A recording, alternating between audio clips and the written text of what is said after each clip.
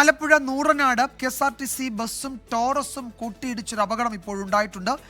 നിരവധി പേർക്ക് പരിക്കേറ്റു എന്നാണ് ഞങ്ങളുടെ ബ്യൂറോ റിപ്പോർട്ട് ചെയ്യുന്നത്. അശ്വിൻ പാലാഴി ആലപ്പുഴയിൽ നിന്ന് വിവരങ്ങൾ നൽകും. അശ്വിൻ, ആ ദൃശ്യങ്ങൾ കാണുമ്പോൾ വലിയൊരു അപകടം സംഭവിച്ചു എന്ന് മനസ്സിലാകും. 10 പേർക്ക് ചെറിയ പരിക്ക്, നിസ്സാര പരിക്കേ ഉള്ളൂ. അതൊരു ആശ്വാസമാണല്ലേ?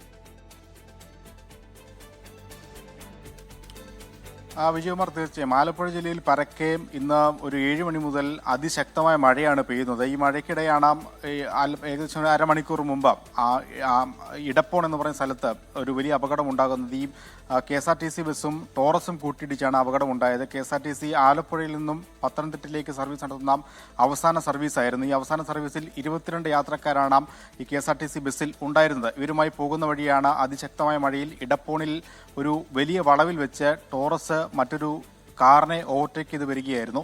ഈ ഓവർടേക്ക് ചെയ്ത് വരുന്ന വഴിയിൽ KSRTC ബസ്സിലേക്ക് നിയന്ത്രണം തെറ്റിയ ഈ ടോറസ് ഇടിച്ച് ഈ 2 വാഹനങ്ങളുടെയും മുൻഭാഗം പൂർണ്ണമായും തകർന്നിട്ടുണ്ട്. ഡ്രൈവർക്കും ഒപ്പം 4 യാത്രക്കാർക്കും സാരമായ പരിക്കേറ്റിട്ടുണ്ട്. ഗുരുതരമെന്ന് പറയാൻ കഴിയില്ല, എങ്കിലും സാരമായ പരിക്കാണ് ഈ 4 യാത്രക്കാർക്കേറ്റത്. മറ്റ് 7 പേർക്ക് നിസ്സാരമായ പരിക്കുകളുമുണ്ട്.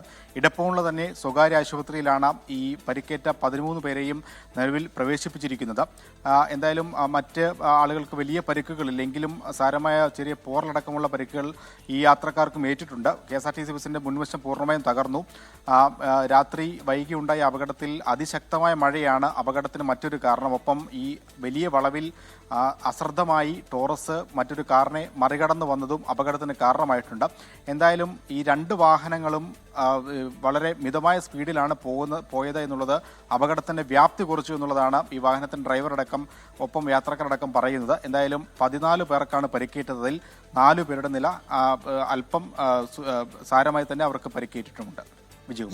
ആലപ്പുഴ നൂറനാടാണ് KSRTC ബസ്സും ടോറസും കൂട്ടിയിടിച്ചത്.